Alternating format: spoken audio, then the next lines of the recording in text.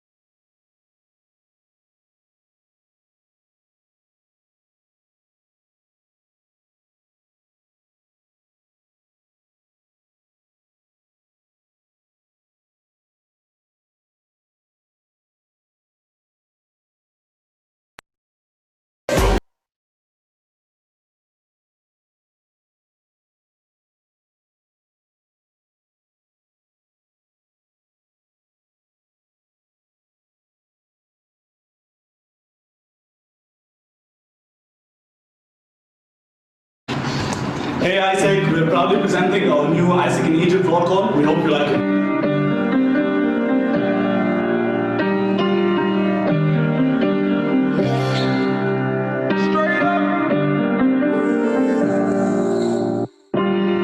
Wrist looking like it been dipped. Dipping that, dipping that, dipping that. Script looking like it been flipped.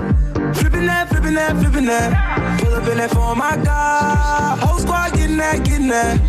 Please say it ain't true. Had to go and cop 2. Hell, now we can't fit in that. Wild ones, like we fresh out the cage. Showtime, baby, fresh off the stage. Bad little mama, fresh off the page. Front like you love, but you know that you hate it.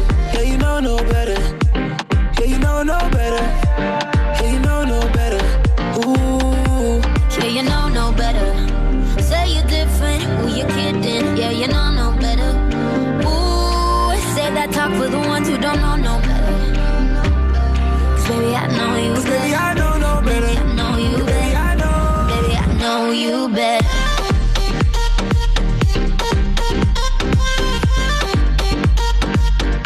Baby, I know you better. Baby, I know you better. Baby, I know no better. Top dropped off on my whip. Whipping that, whipping that, whipping that. Yellow and the purple on mix. Mixing that, mixing that, mixing that. Got my bitch from the tropics, yeah. You know where she sitting at. Taking shots, one bottle at the bottle at the bottle. Hell no, we ain't sipping that. Wild ones, like we fresh out the cage. Showtime, baby, fresh off the stage. Bad little mama, fresh off the page. Front like you love, but you know that you hate it. Yeah, you know no better. Yeah, you know no better. Yeah, you know no better. Ooh.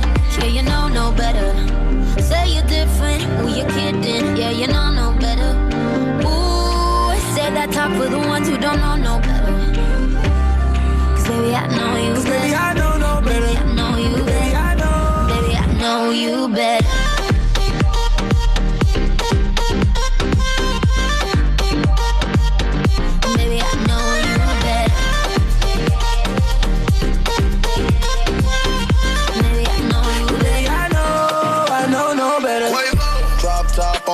whip. Dab a ranch on the chips. Ice cream gave her chills. Too much cash, pay the bills. I make a ride Mercedes. I can afford the latest. Baby, ignore the Raiders. Just pull up, we pop out, we rage. You know no better. Stack my bread up.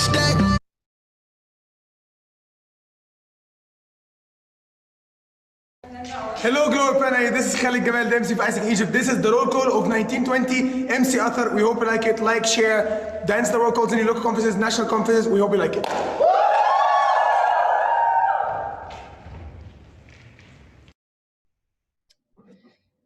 Good morning, good afternoon, amazing people. I'm going to be the one who's going to start the sessions for today. Can everybody hear me? Yes, hello. Amazing. Thank you, Mappy. Yes, cello. Thank you, Danny.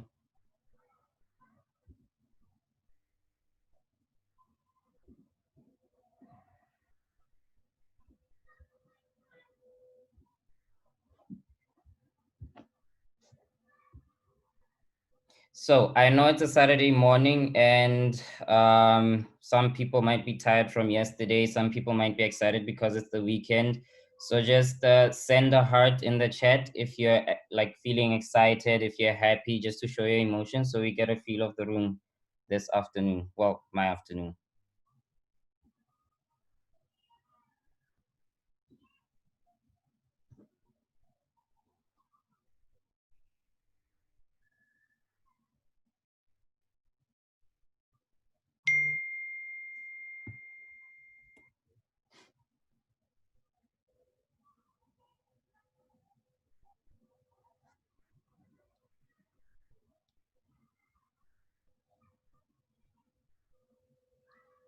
Amazing. There are quite a few hearts in here, so I'm glad that everybody is excited and everybody is ready for us to be able to start the session. And I see more coming in. So the first session for today is going to be about product policies. And with you today is me, Tsenolo Nakedi Mokgweetsi, the ICB Board Development Coach for Cluster 5 until the end of August. And the statement that I have for you today is view every problem as an opportunity. So every time you think that you have a problem or if you're dealing with a specific problem, try as much as you can to look at it from a different perspective and try to identify the opportunities that you can actually get from that particular problem. And I am from Botswana, and I joined ISEC in March 2018. And my life outside ISEC, I study economics, specializing in international trade. Just an alignment for this session. This is a reminder that we are still in the middle of cluster wars. So I would kindly like to ask everybody to change their name to their name, the entity, followed by the cluster that they are a part of. And in case you don't know which cluster you are in, just confirm that or check by going to your cluster group, and then you will see the number like written in the name of that particular cluster. I mean, the group. Amazing. So to begin, we're going to be looking at the general policies for, like, as I said, we're going to be talking about product policies. And as a start, we will look at the ones that are applicable to exchange participants. The first one is that each exchange participant should comply with all criteria stated in section 3.3 of the AEPP.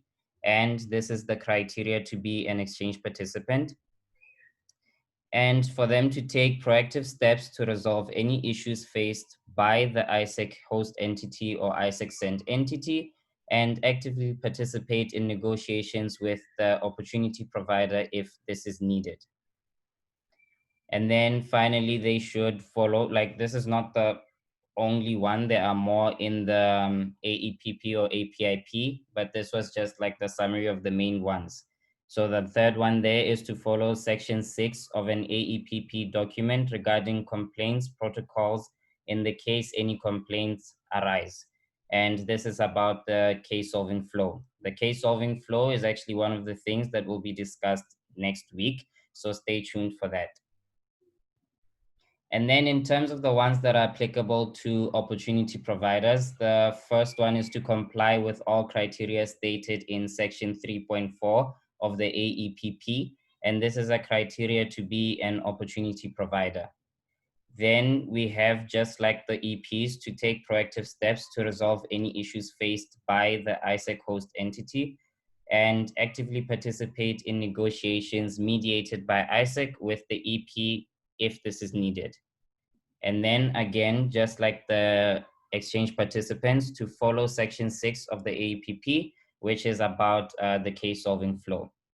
So in summary of this particular slide, we saw that the main things here were the one about case solving flow, and the other one, the second one that we had there, that was common for both. But the only difference that we have here is the one that the EPs should follow the criteria to be an EP and the OPs to follow the criteria to be an OP.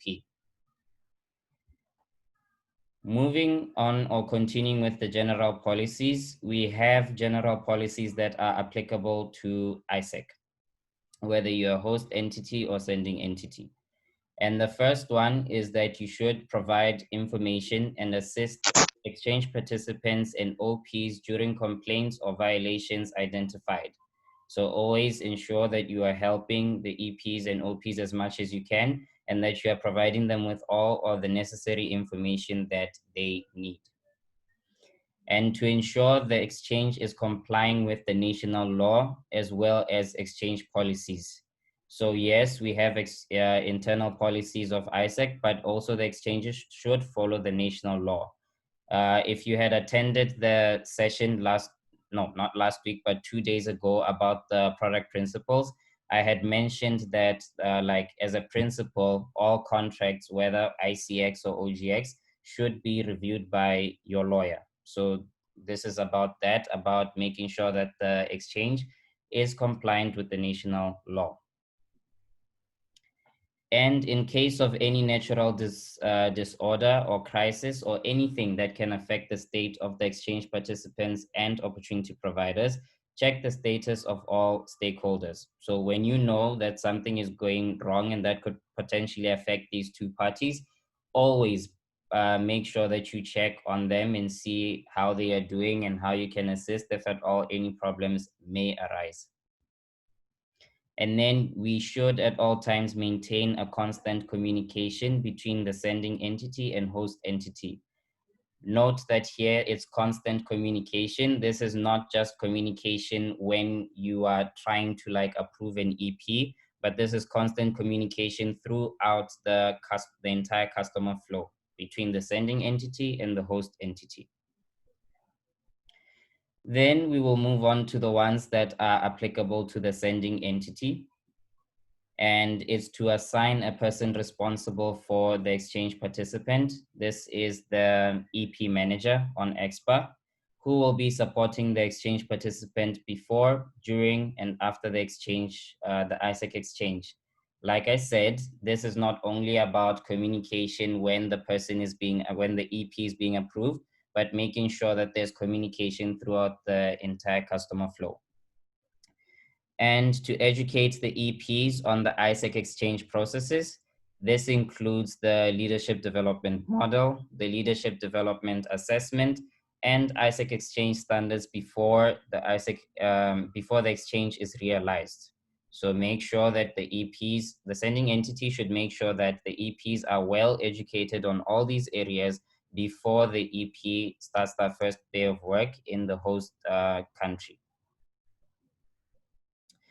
For the ones that are applicable to the host entity, the host entity needs to decide the selection process with the opportunity provider, and depending on the agreement, execute and or monitor the selection process. So this will also depend on what type of product it is, whether it's a professional one or whether it's volunteering, and the kind of agreement that you would reach with your opportunity provider. And then you should constantly inform the applicant about the ISAC and the ISAC sending entity about the progress of the application. So whether you're going to accept someone, reject someone, or anything else that is going to be affecting the status of that EP after their approval, you always need to make sure that you communicate with them and notify them of the decision that has been made. Not just to communicate with the people who have been approved, but to communicate with everybody else as well. And then to educate both OPs and EPs on the ISAC exchange processes. And this includes the leadership development model, the LDA, and the ISAC exchange standards before the exchange is realized, which is also a similar responsibility to the sending entities. Now, moving away from the general policies themselves, we'll be looking at specifically the policies before approval. And these ones are not specific to the type of product. It's about all the products in general. But what is in this structure in the AEPP or APIP? And the first structure, the first thing that we have is the responsibilities of every applicant aiming to be an exchange participant. We have the responsibilities of every opportunity provider, and these include the selection process, the documents and legalities, and the cancellations that the cancellation processes or procedures that we have. And then we also have the responsibilities of every ISAC entity. These things, or these three sub-points that I've mentioned, the responsibilities of each and every party as mentioned here, there's a lot of information about this, and if you want to look at it like in detail or specifically, then please do open the APIP for you to get the detailed points or like clauses for this particular section. But still on that, we have the policies from approved to realized, and the structure is the responsibilities of an exchange participant and opportunity provider. We also have the responsibilities of the sending entity and the host entity, and we also have the canceling of approvals. So again, there are very detailed like points about this, and like the thing is like the points are long and detailed. So if you want to get more information about that, please do visit the APIP. But still on the approved to realized policies, like I mentioned, we spoke about communication, keeping constant communication. And this is to inform both the ISAC sending entity and the ISAC host entity if the opportunity provider or exchange participant becomes unavailable for hosting an exchange within the following timeframes. So one, we have for GTA and GTE, a maximum of 56 days before the realization. So if the OP or the EP becomes unavailable within at least a maximum of 56 days before the realization, both sides of ISAC need to be contacted or informed about this, the sending entity and the host entity. For Global Volunteer, we have a maximum of 28 days before the realization day. And in the case where an exchange cancellation by the OP or the EP outside the authorized period, which is the 56 days for GTA and GTE and the 28 days for GV, stated above and under the circumstances not stated in the topics of breaks of statuses, the OP or the EP will not receive any compensation and will be responsible for complying with the compensation policies in this document. This document referring to the APIP and AEPP. So for like a detailed like view or flow of the compensation table, please visit the annex in the documents that we have. It will show you all the information about compensations, in which cases people can be compensated, in which cases they cannot.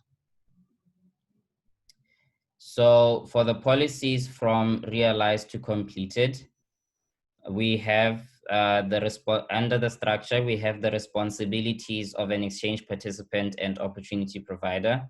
we have the responsibilities of the sending entity and host entity, and we also have canceling of realizations. So the structure is quite similar to the one from approved to realized in terms of the what is included there. We have in both sides the responsibilities of EP, OP, SE, and HE. But the only difference here is that with the approved to realized, we have the cancellation policies for approvals. And in this case, we have the canceling policies for realizations. Now, one of the policies from realized to completed, which is highlighted in the documents, is for us to be in constant communication with the exchange participant, including their location and the safety. And it is different for like each product. So for global volunteer, communication should be kept constantly, at least at the arrival of that particular EP, the middle of the exchange itself, and during the final week of the entire exchange. Then for global talent or GTA, for short experiences, which are from 6 weeks to 12 weeks, we have at arrival, at the middle, and during the final week, which is the same as global volunteer. And for ones that are slightly longer or mid-length, which is about 13 to 26 weeks, you should contact them during their arrival and then once a month at least. Then for long experiences, which is 27 weeks to the maximum, which is 78, they should be contacted also again at arrival and then once a month at least. So the only difference here for GTA is for short experience, which is 6 to 12 weeks, where you need to communicate with them at the middle, at arrival, at the middle, and also the final week.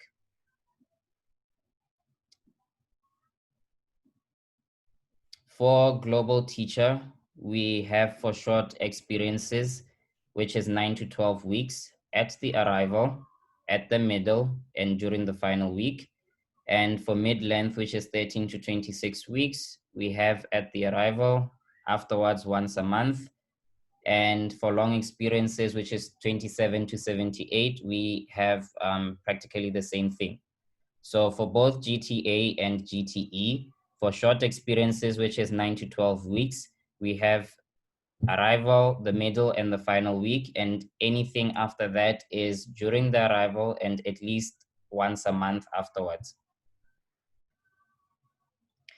Now, those are all the policies that we have, but like I said, there are a lot, there's a lot more detail in terms of the policies themselves, which is what we have in the APIP and AEPP.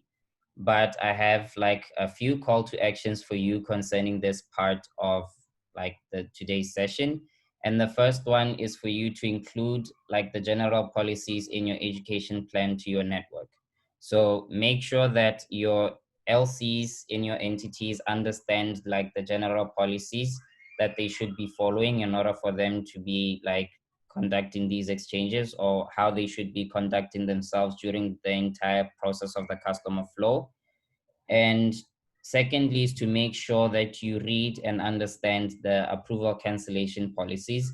This one is very important, not only the approval cancellation policies, but also to read the annex about the compensation table, because ECB chairs rather, or ECBs are mostly like responsible for cancellation of approvals. So you really need to know or understand these things so that you would be able to give the necessary consultation that you need to your LCs to ensure that everything is moving smoothly. Then you need to ask yourself a question: how has my entity been operating? And this is especially if you are new to the entity or you're still trying to understand processes within that particular entity. You need to like read through this, like whether this session, to understand the main points, and also for additional information in the documents themselves to understand how things should be operating. But you also need to review and understand based on that how your entities have been operating before.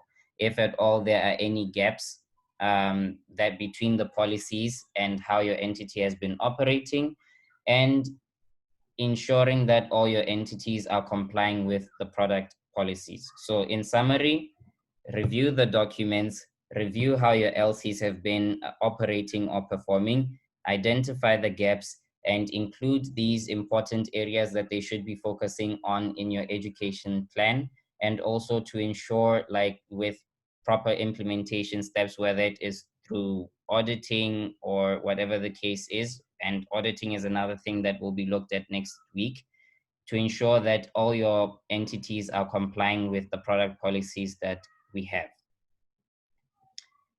So,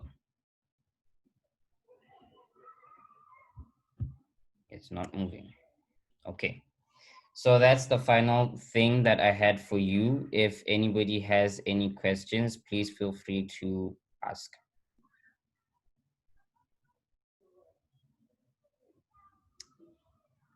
No questions?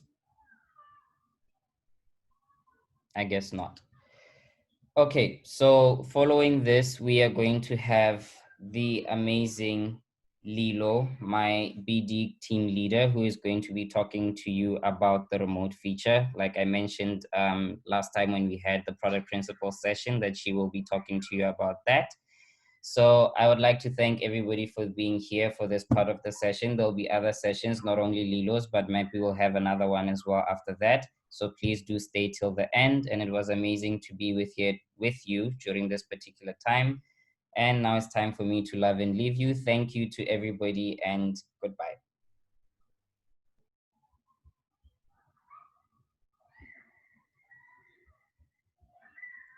Thank you, Cello. Okay, so as Cello was saying, now we will talk about the remote feature, but as I promised to you all, we're going to have small breaks, and even if this session was less than half an hour, we are going to listen a roll call, like to change our environment, but also to don't get lost. And after the roll call, we're going to start with my session that is about the partly remote GT. And let me find a good roll call for you.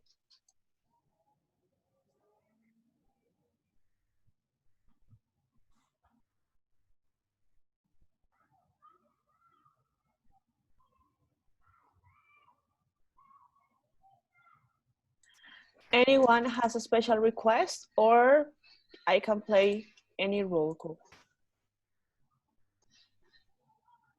Let's see.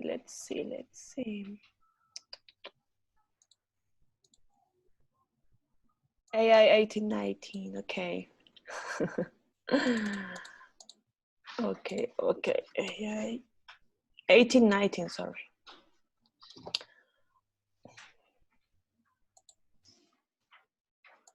No, this is, oh yes it is. Hey guys, this is Isaac International 1819 with our roll call video, and we'd like to invite all of you to dance it with us. Record it and put it in the comments below. Woo!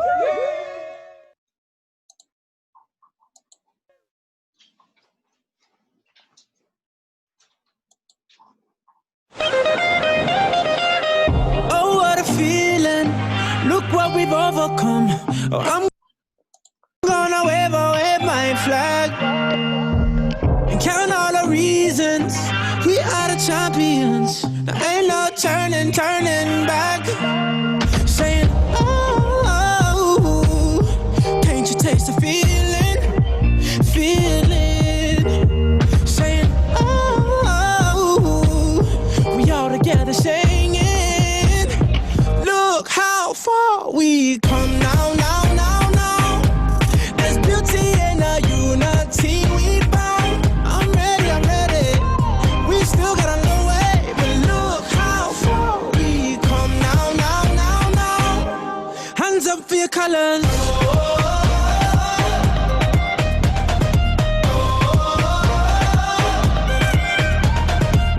Ready the people, a new day has just begun, and I wear my colors on my back. We created equal, one race and that's human. Can't wait till they all see dance. Saying, oh, can't you taste the feeling? Saying, oh, we all together singing. Look how far we come now. There's beauty in the unity we found. I'm ready.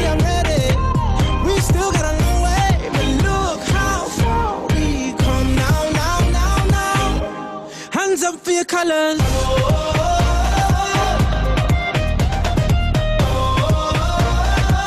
One hand, two hands for your colors, yeah.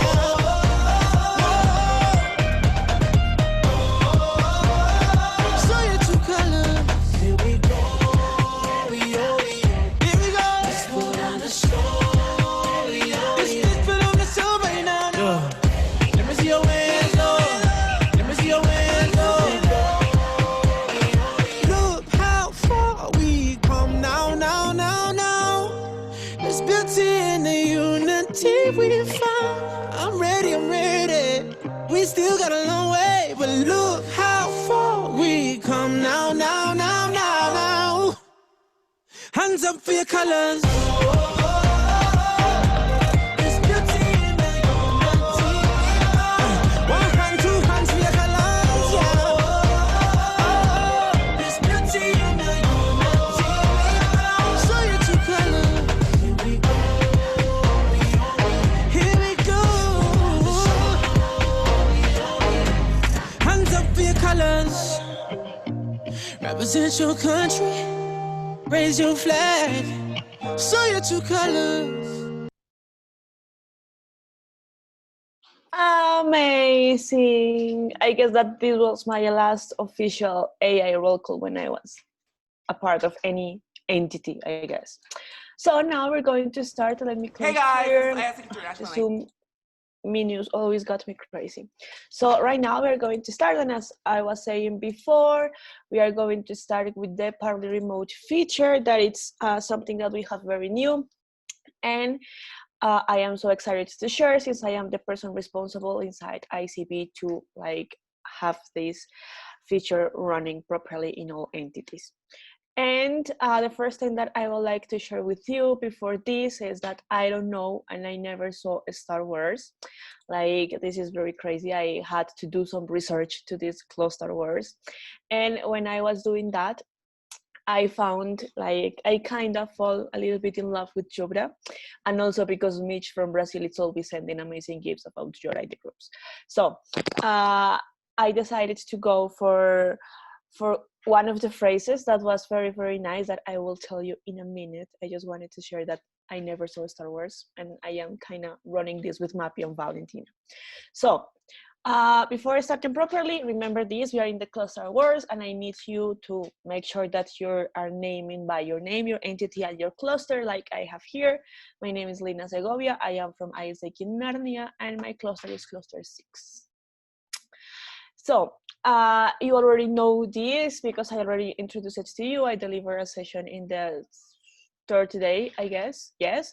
And the phrase that I chose from Yoda, it's that is why you fail.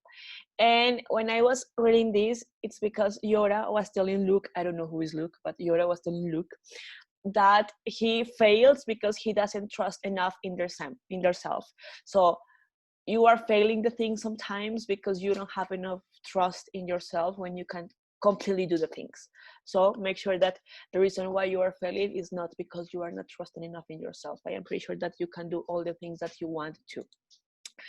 Now let's move with the session itself. So as I was saying before, this is the partly remote, and the most important thing is that this is not called semi-remote feature. This is not a remote feature. This is partly remote. And why? Because the entire experience is not remote. It's partly remote. And it's the full name is partly remote feature for our professional programs. Why? Because it's only applicable to GTA and GTE. It's not available or applicable for GV. So that is like the most important thing about this, that it's very new. Then once I say that, I will explain you specifically what is this partly remote and what is the relevance that they have. I'm going to go very briefly with the conditions. We are going to check the standards and why the standards, because we have the normal standards plus 3 special standards for the remote feature. And then we are going to talk about opportunity audit process, that it's special and it's not the basic audit routine that we have. So starting with the definition, it's basically when you have to start the experience remotely. And remotely, it means by your place, by home. And this is before the realization, and we are counting here the realization as the first day of work in the hosting entity. So this means that you will have 2 realization dates. The first one will be the realization of the remote part, and the second one will be the first day of work of the physical part. So it is partly remote when you are starting the experience before having the realization date in the host country. And this is not, oh, I want to go to a partly remote in anywhere because I just want it. This applies in case of travel restrictions or delays with the visa process. The partly remote feature can be applied to start the experience before the EP travels to the country. For example, a perfect example here is the COVID crisis that we are having right now. And actually, this was the main thing why this new part of this new feature for GT programs was born, because there were a lot of people that it's not or was not able to start, but the company still wanted it, and the EP, of course, still wanted. And of course, as I was saying before, the remote feature can only be applied to GTA and GTE.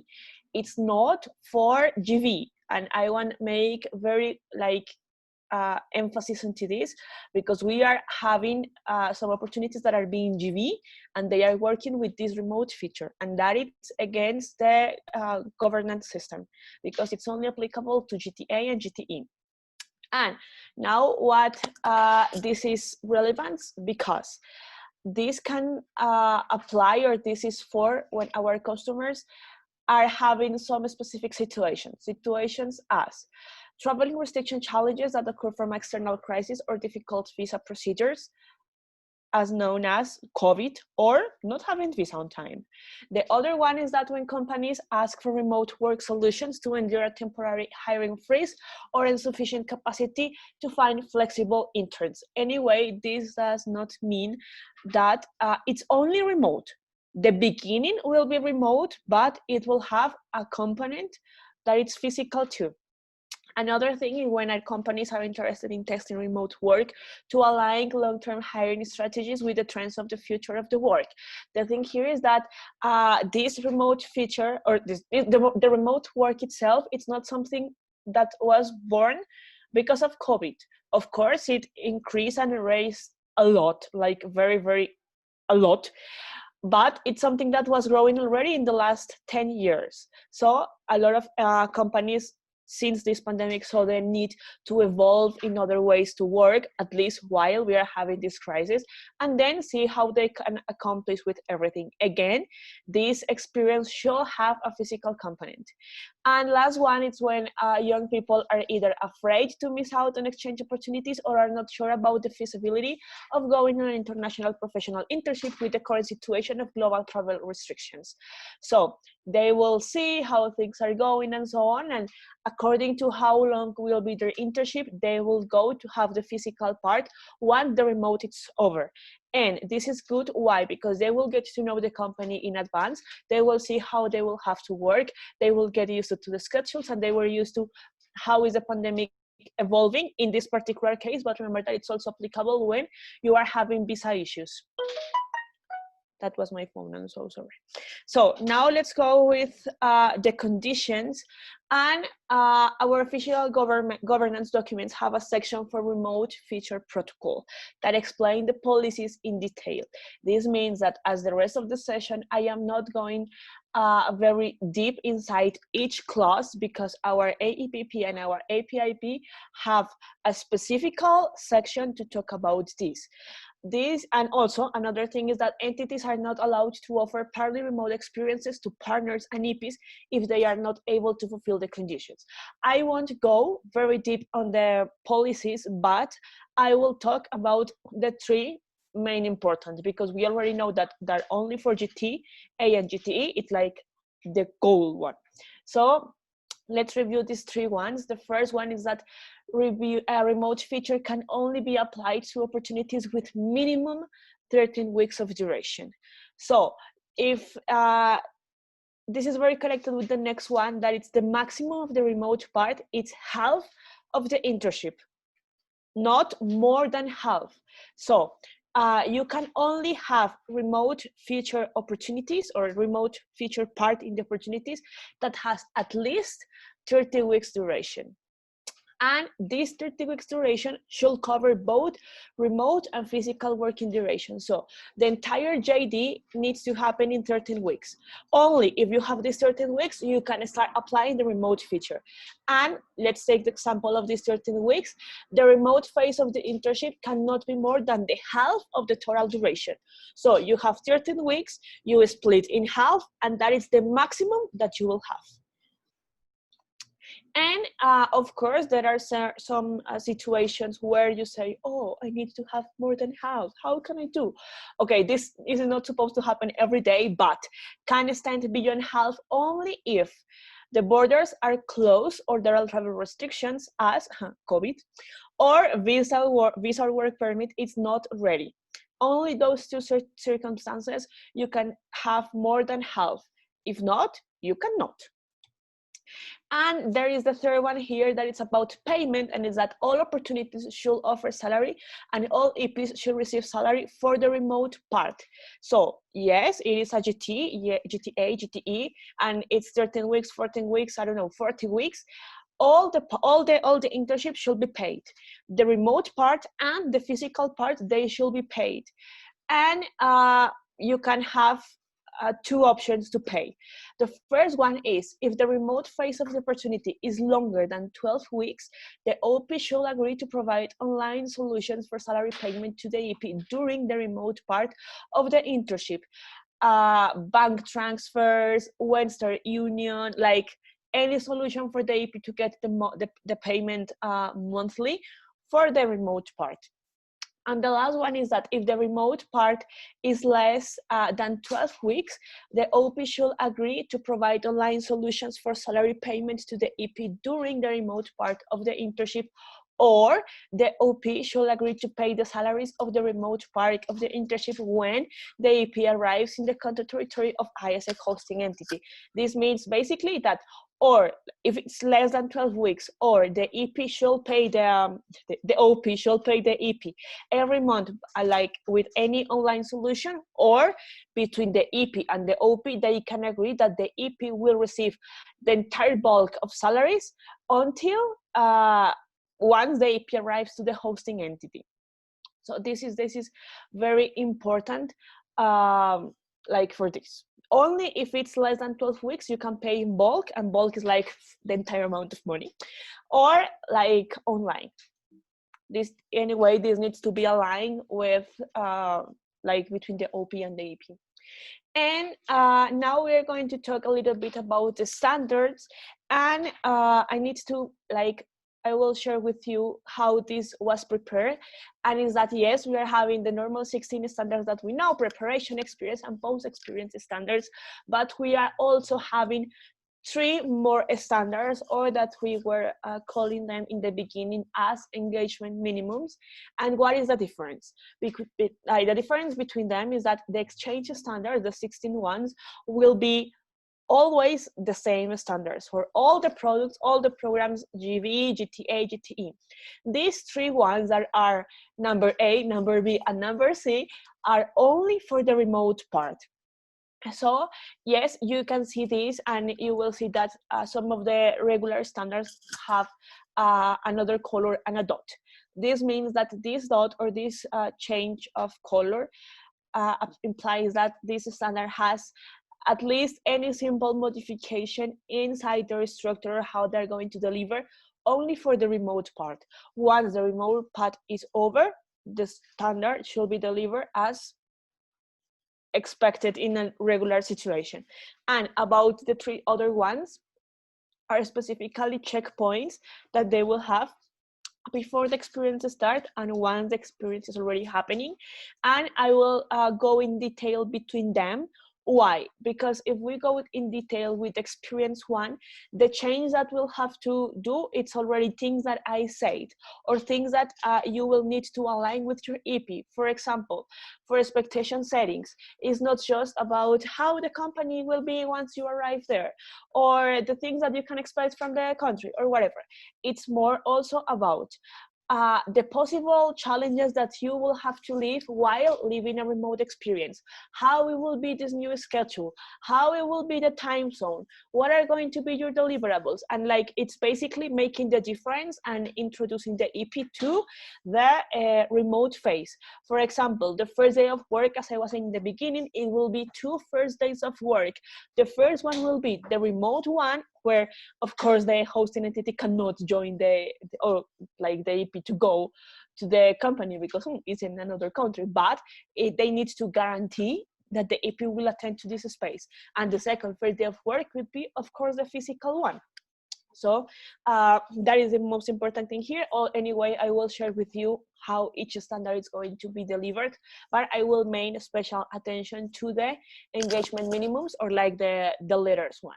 So for the virtual onboarding, it's basically a virtual meeting with the intern before starting the remote experience to set expectations. The virtual lead session, it's a virtual meeting with the intern in the first week of the remote internship to introduce the ISEC leadership qualities and the cross-cultural aspect of the internship. Even if the EP is not in the host country, even if the EP is in their country, still a cross-cultural aspect of the internship.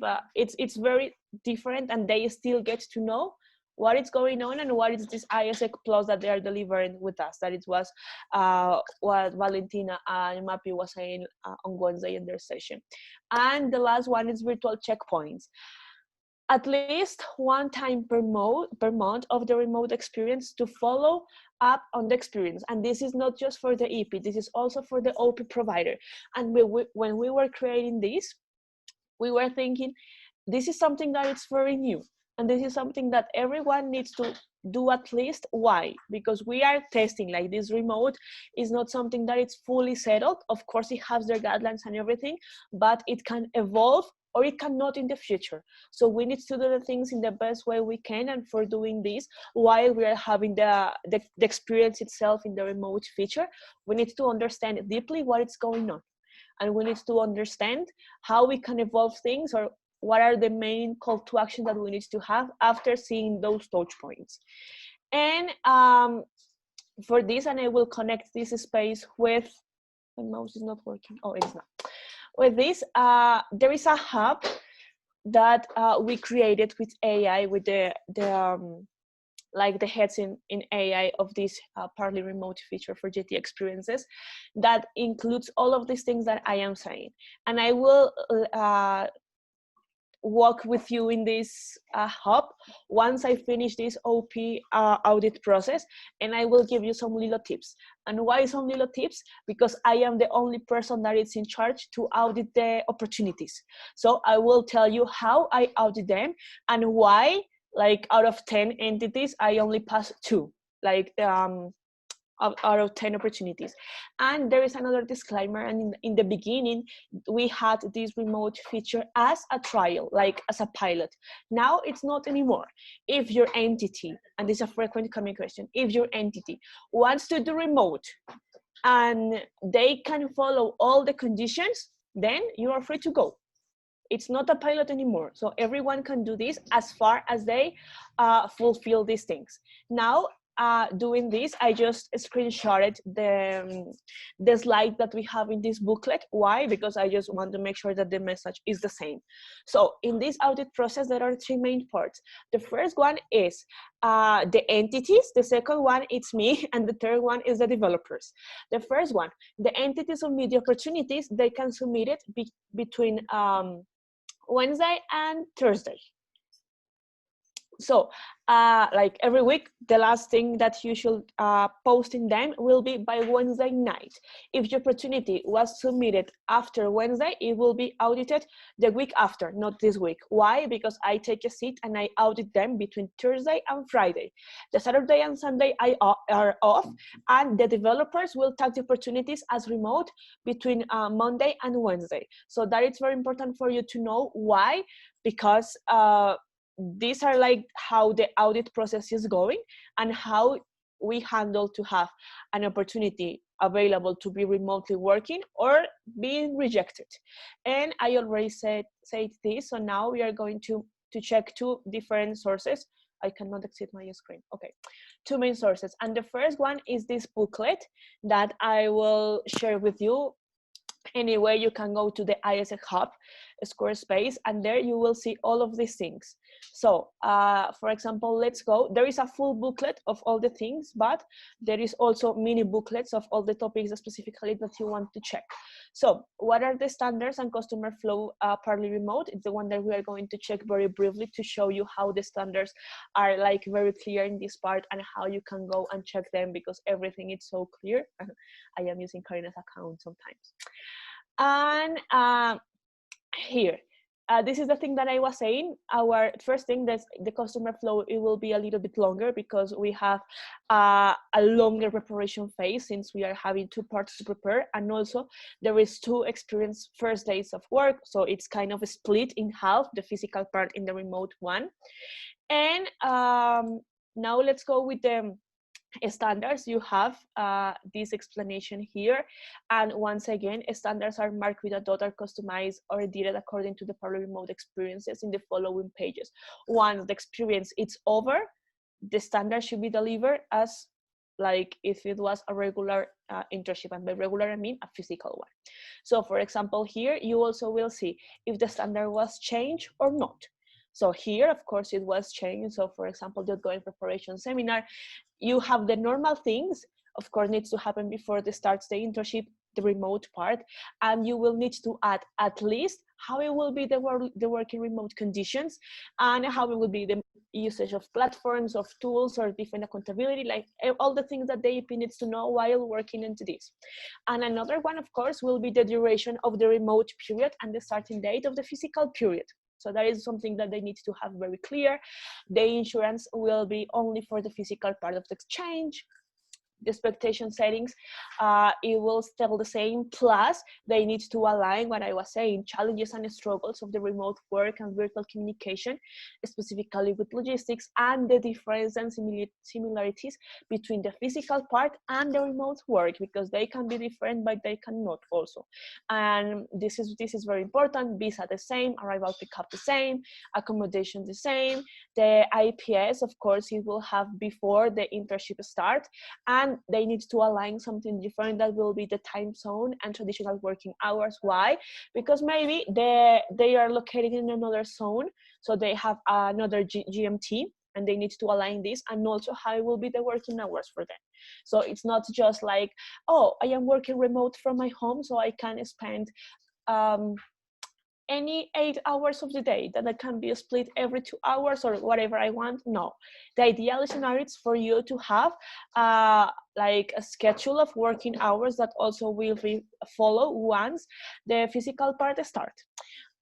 Here, when we map the engagement minimums, that are the new ones, I prepared for you so also some kind of agenda and like the main goals for all of them. I won't go deeply into this again. Why? Because I really wanted to check this, because a lot of things had changed. The first day of work, as I was saying, you will have 2, plus there is agenda proposal. This agenda was not made by me, was done by some ECV chairs of the last generation, like the ones before this current term started. Alignment spaces, of course, you will need to have one space in the beginning to review, like the beginning of the physical one, to review how was the remote one and the possible changes that you will have to face with the JD. the JD is still the same. The only thing that is important here is that in the opportunity you align the tasks that are different from the virtual one to the physical one. Working hours, there are no minimum working hours for the remote part, but the maximum will be the same in terms of if they are GTA or they are GTE. So there is no minimum, but the maximum is still the same.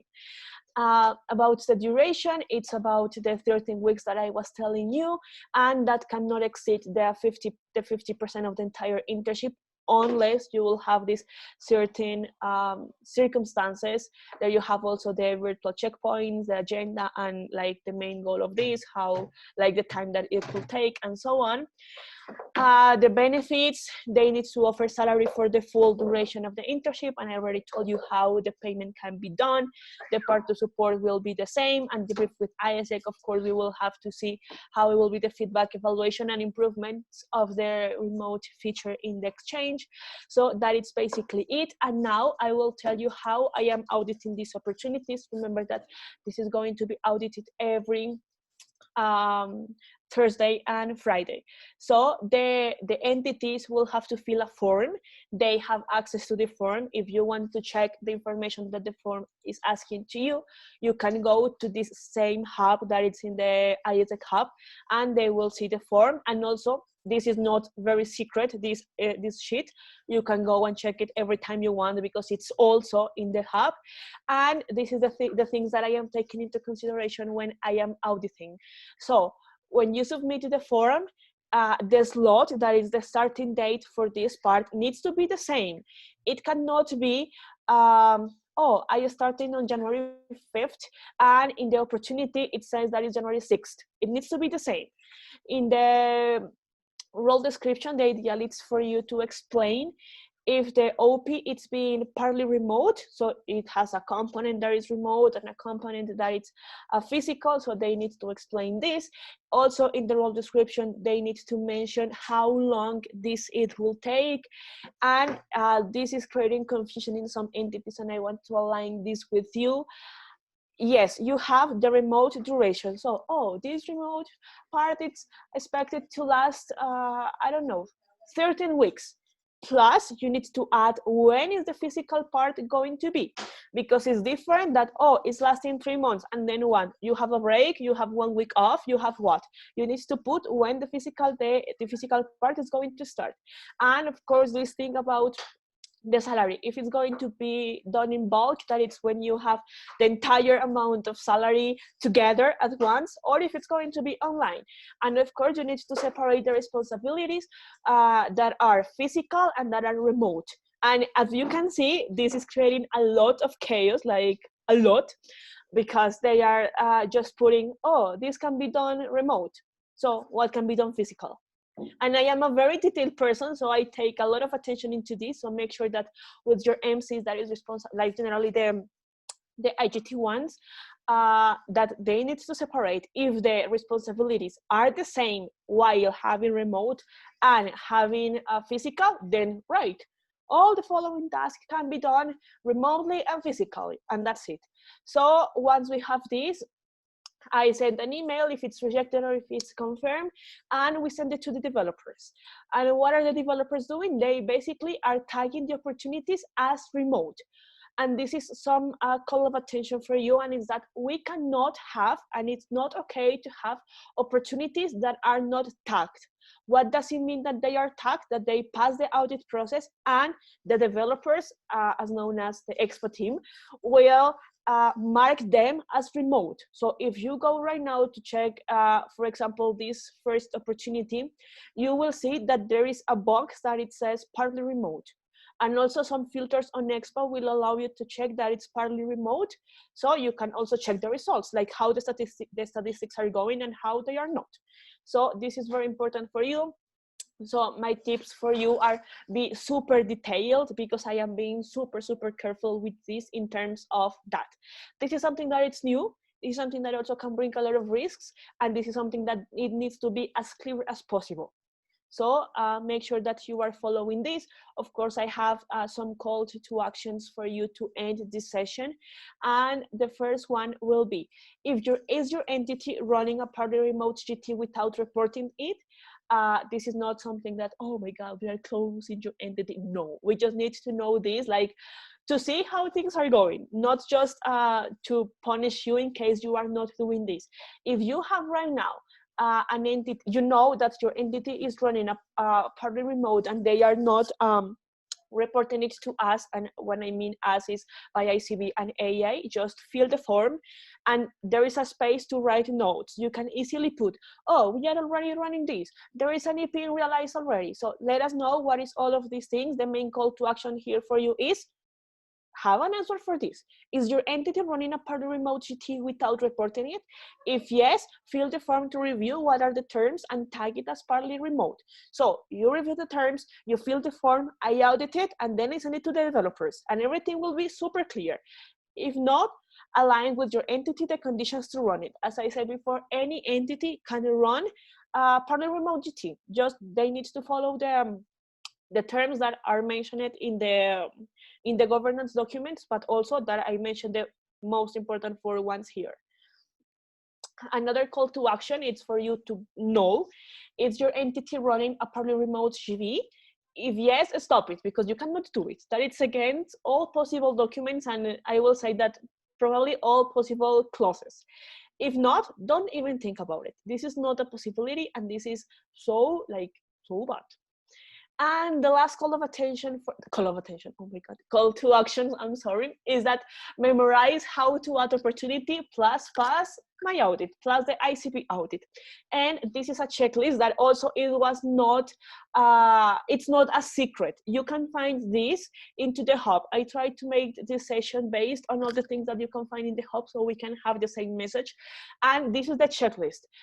As I was saying, a start day of the slot opportunity should be the same, and it needs to be the remote part. So the opportunity that you are putting in expat, the date needs to be the one for starting remote, not for physical. The second one, in role description, explain that it's going to be partly remote. Explain how long the partly remote it will be. Put the earliest or approximate date of the physical experience.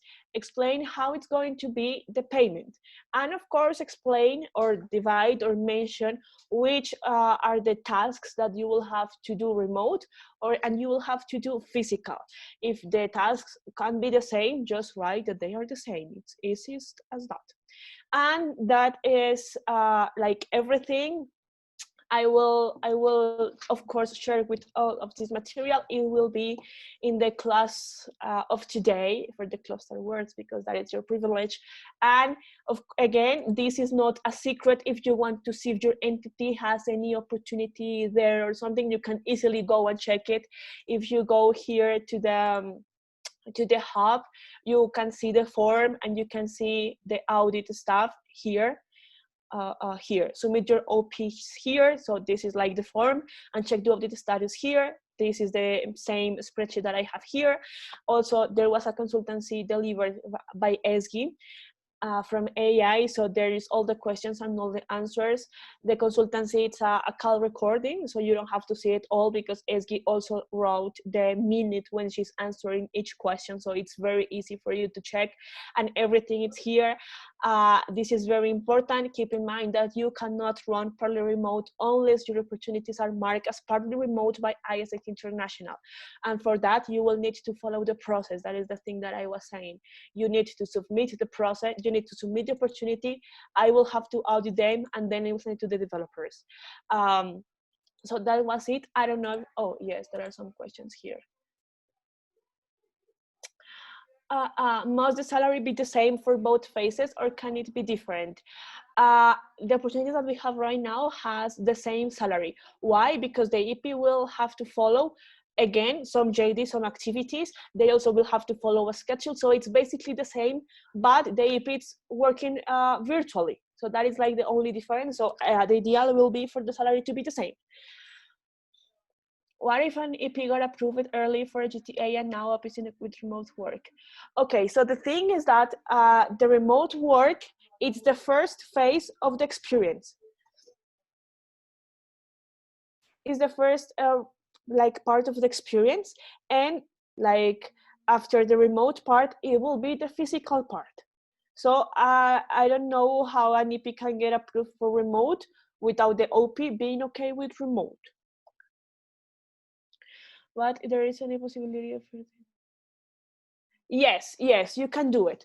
If you go to Expa One, you will see that there are some possibilities to like filter them by Partly Remote. The filter is there already, and you can see it. You can see the opportunities, and also if you are applying to an opportunity, just you will see that there is a small box.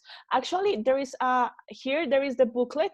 I don't know if we are good enough on time. Please, Mappy, tell me if we are not. So I stop because I already explained all the principal things of my session. We are just going to answer when here, and if you go to how to use Expa and Job, you will see here how you can filter them, and not just how you can filter, but how you can recognize when any opportunity is partly remote. That is the things that the developers are doing every day. So I also let me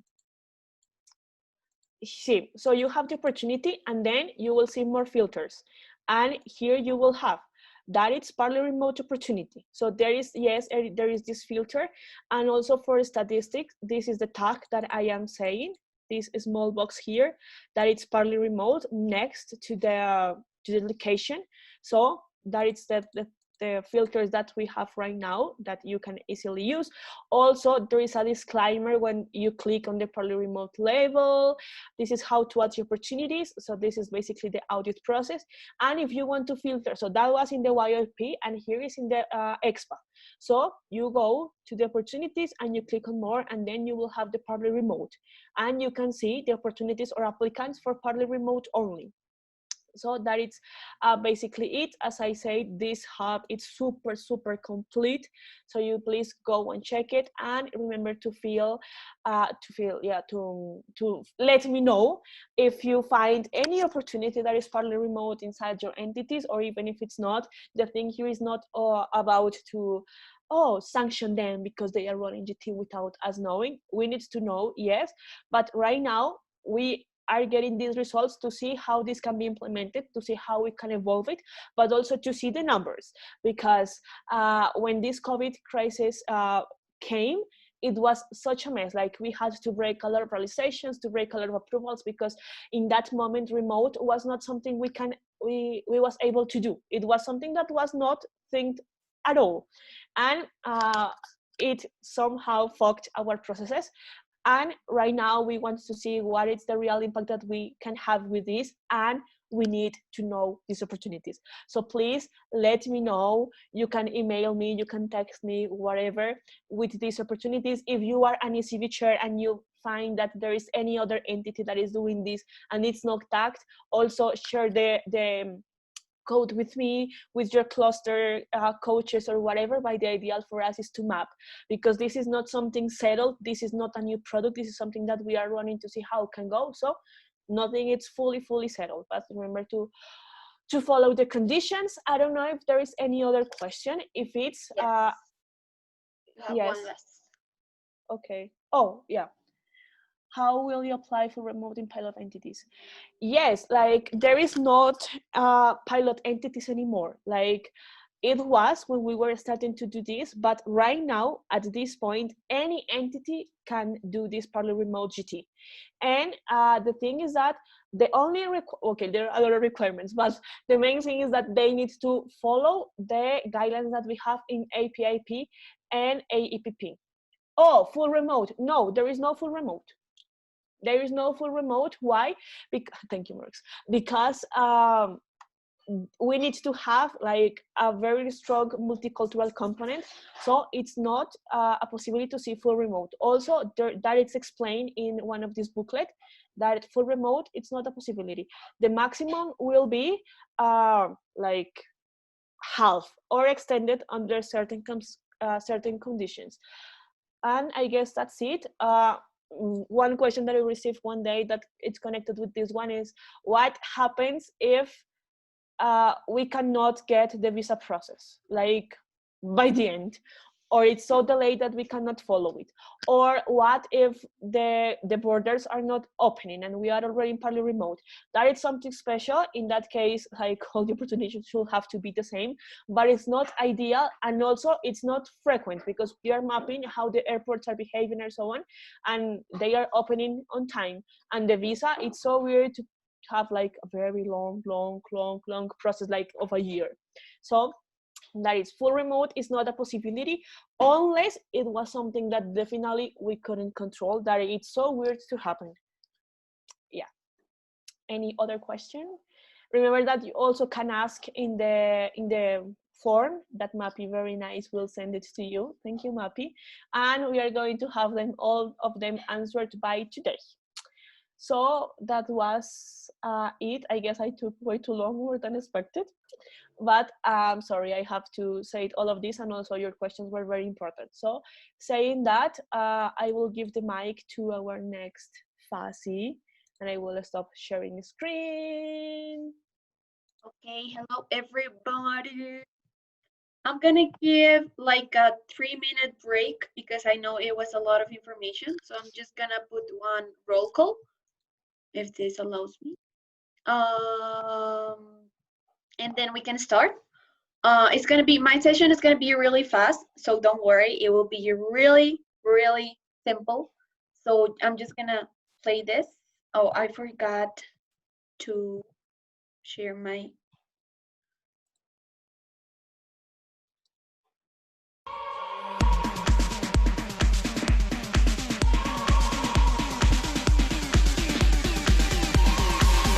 Looking out for a new horizon, reaching out, I can almost see the place, holding on with a heart that's frozen in the dark, but I am not afraid.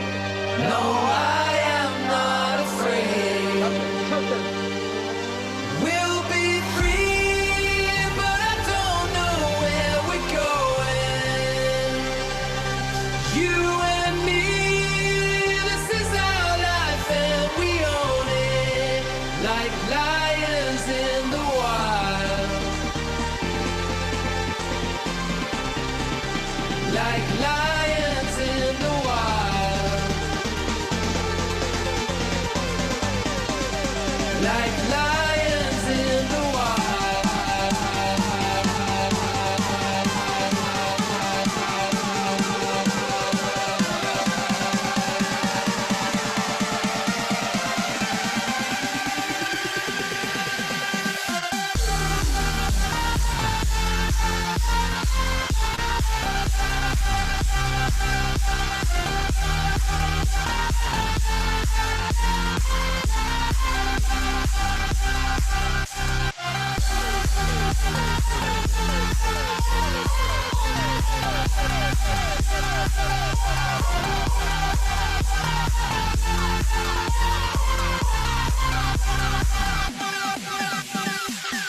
Looking out at the open skyline, reaching out, I can almost touch the place where the lost ones find their freedom in the dark, but I am not afraid.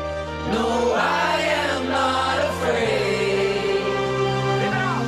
We'll be free, but I don't know where we're going.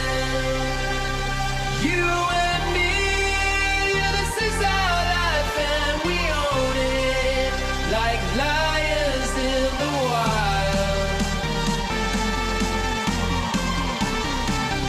Like lions in the wild. Like lions in the wild.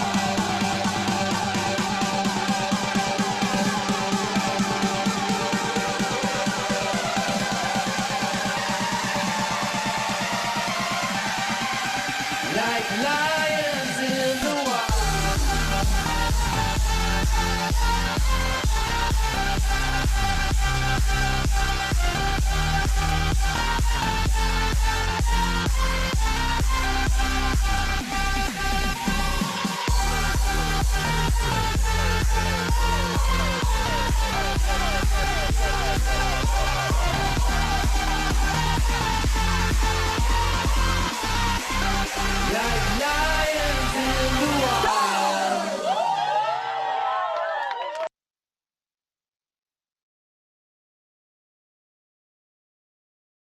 Amazing. So we're going to start. So this session is about changing red date. And first I'm gonna introduce myself. For the ones who doesn't know me yet, my name is Maria Paula, but everyone calls me Mappy. I'm ICT4 Development Cluster Coach for Cluster 2. The ones who attended the last session know that I haven't seen Star Wars, so I just chose a quote that I like it. That is, your focus determines your reality. I really like it. I'm from Colombia. Yes, I studied in ISEC in 2017. In the last session, I said 2018, but then I started thinking, and no, I started in 2017. Sorry. In my life outside ISEC, I'm a chemical engineer, just newly graduated. So this will be the table of content. First, we will be talking about the finish rate earlier, and then the extension protocol. And for each, we will be talking about what, when, how, and the template on how to request it. First, I am a very graphic person, so I tried to do this as light as possible. So we will have these two characters. This person will be the opportunity provider, and this person will be the exchange participant. So just keep an eye on who's in the slide. So first of all, what is the finish rate earlier? What is it? It is when the exchange is terminated earlier than the official dates. But it is still considered a finish as a finished ISEC exchange. So it is not a broken realization. It is a finished earlier. So this is our EP. The EP is during the realization, and it's not a broken red. The EP is not like broken the realization, or the opportunity is not broken the realization. The EP just has to finish earlier, and it will still be counted as a finished ISEC exchange. So super important. When can the EP and the OP request it? As we can see here, our two characters. So these are like the conditions that must be happening when you request the finish rate earlier. The first one is that no violation has to be identified before the request. So no violations can happen before that. And the EP and the OP must provide a written agreement to the hosting entity to officialize the request. And the third one is that the exchange has to comply with the minimums per exchange program. So if it is a global talent, it has to be 6 weeks as minimum, a global teacher 9 weeks, and a global volunteer 6 weeks. So if you are going to request the finish rate earlier before these dates, you cannot. You have to break the realization. If you already had these weeks as a minimum, you can already request it. So for the EP,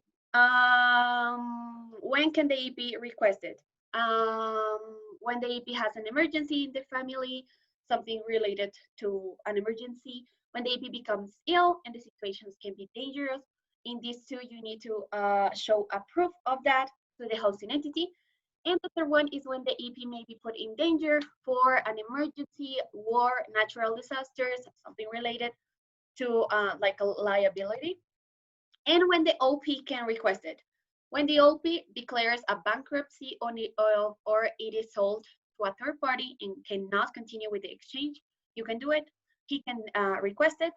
And also when something happens and they cannot continue with the exchange, but because of circumstances beyond its control. It can be acts of nature, fire, flood, earthquake, something like that, and also conflicts related to the country, like war, invasion, all the ones that you see there, and also a global political, economic, health, or social crisis, or declare a state of emergency. These are the situations where the OP can request it. Of course, if we already follow all the conditions that I mentioned earlier. So how can you request it? You need to follow a template. The template is right now under construction on behalf of the CS team. So you will have it in your email in the next few weeks. When we have all the templates, we will have it in the email so you can follow them. And now we're going to talk about the extension protocol. What is it? It is important that you understand a few things. The extension can only be requested if the status of the EP in EXPA is realized. If it is already finished, it can be evaluated by the ICB chair and it can be accepted, but it can also be denied because it is important that the status is still in realized. Also, for the extensions of the global talent and global teaching experience that cannot exceed a duration of 78 weeks because of the product minimums that we already saw in the previous session. And for the global volunteer, it cannot be longer than 8 weeks. Those are basically product minimums. And to request extension, you need to submit an email to ICB following the guideline and the template that I'm going to show you. Now, when can you request it? For example, for global volunteer, the EP and the OP can request it. It is important that you understand that no extensions fees, that the extension fees, but the ISEC hosting entity must be informed to the EP before the exchange starts. So if the EP wants to extend the exchange, the EP needs to be informed if he will have to pay another fee or a half of the fee or whatever fee. And the EP does not need to pay any new EP fees to the ISEC sending entity for extensions, as long as it is the same opportunity as the EP is already approved for. So if he will be extending the exchange with another opportunity, it can be like charged. For the global talent, the EP, the OP will need to pay extra fees in case they want to request an extension. So the EP will not be paying any fee to the ISEC sending entity for extensions. So only the OP will be paying the extra fees. And of course, the EP has to be realized in the same opportunity as the one that he is already approved. So no changes. And of course, if the total duration of the opportunity exceeds 8 weeks, the OP should provide salary. What happens, remember that for global talent, if the opportunity is less than 8 weeks, it cannot be, or it might not have related salary. But when they are more than 9 weeks for global talent, they has always to be involving a salary for the EP. So if the extension is more than 9 or 8 weeks, they need to pay the EP, of course. And for the global teacher, in case it's basically related to the previous one, the OP will need to pay extra fees as the previous product, and the EP does not have to pay any new EP fees to the ISEC sending entity if it is approved in the same opportunity as it was before. So basically, same opportunity. How to request an extension protocol? This is the template. So basically, you just have to fill the blanks. ISEC in blah, blah, blah, exchange of finish date. You just have to write the original finish date and the new one. You have to copy the other ECB party, and also you have to attach the proofs because you need to send a written agreement, the opportunity name, and blah, blah, blah, blah, blah. You already know like all this information that you need to fill. And also, it is important that the emails that don't follow the template will not be proceeded, so make sure you always fill the template. The request must be sent within 2 weeks at least before the finish date of the opportunity. So in that case, we make sure that the EP is still as realized in the EXPA platform. The EP must be in red status, of course. The extension request must only cover one EP. So one template, one email, one EP. You cannot send like 5 EPs in one email, no. The entity that is requesting is mandatory to add the ECB of the other entity in copy. So you should put the ECB in Pluton as copy. And also it is important to provide the proof of agreement among the hosting entity, the opportunity provider, the sending entity, and the EP, basically all the parties. And it has to be in a PDF format for the ticket to be followed. And of course, ICB has 72 hours to confirm or deny the request. So you just send the template and wait for the confirmation. So basically that was it for changing dates. I think it's something that we all are related to it, at least the extension protocol. So if you have any doubts, just come to me, write down your question. Mappy, there is a question. Is it mandatory for the OP to pay extra fees for GTA? Context, there are some entities that are charged if it's short, middle, or long term, but if it is an extension from 52 or 78 weeks, it would fall inside the same pricing inside entity's contract. Hold on.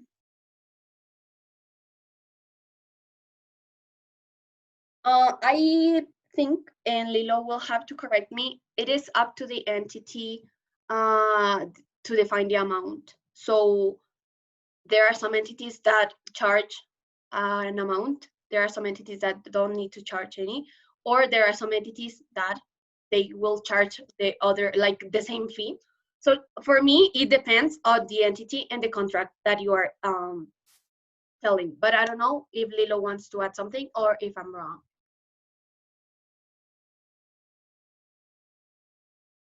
What do you think, Lilo? I agree with you. Like the ideal scenario will be for the OPs to pay the extra fee if that applies, but the amount of fees, as I designed in the first point, it's like up to the charging entity, for saying it somehow. We have another question for Torquay. Should we officialize if a new opportunity provider is continuing an exchange after a new one? And if yes, how to do it? I think it has to be the same opportunity provider as it has to be the same opportunity. So if you are going to, let's see it here. AP does not need to pay any EP fees to their ISEC sending entity for extensions within the same opportunity on the ISEC platform that is the AP already approved for. So if it is the same exchange, it should be the same opportunity provider. So yes, I think if you want to change the opportunity provider, you will have to reapprove the AEP in another opportunity, and it will be another exchange, another realization. So it will not be an extension.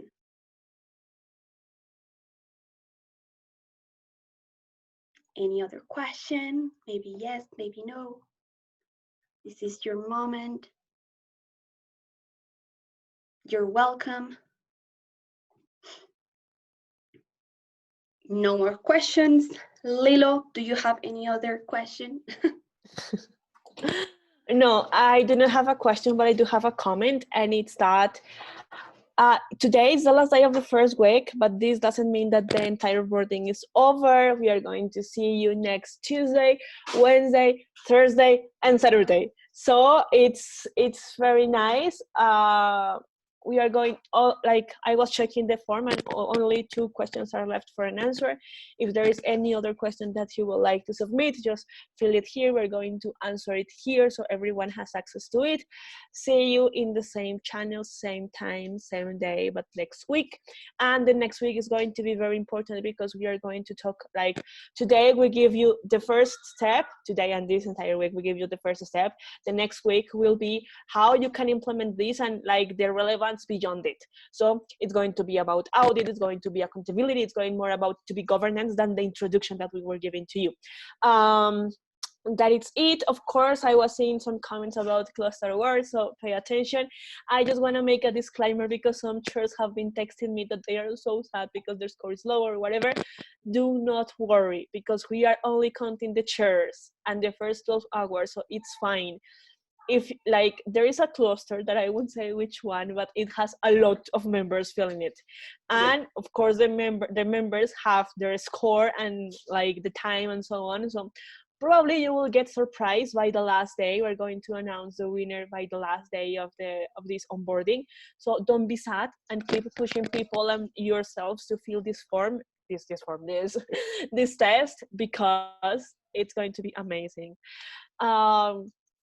You can already find the materials in the classroom, so you can already go and do the quiz for today, and also your members. Open. Yes, and also your members, and remember that the attendants also have points, so everything is counting here. And there is one more thing that I would like to ask you, but it's not related with the onboarding itself. It's more something that something funny that we want to do is that right now we are preparing some stickers pack for like ECBs. And I do have some sentences that I was creating with my team and the entire ICB, but I kind of need more. So like if you imagine a sticker or a phrase or something, just let me know, or any of the coaches, and we are going to make them happen. They are not going to be done by the end of the week because we have this onboarding and this consumes a lot of time, the preparation and so on, but it will be definitely going to be available for you very soon. So send me your ideas, and I guess that's it. See you next Tuesday. I will keep sending you emails and everything, and that's it. Thank you. See you next week. Bye. Bye bye.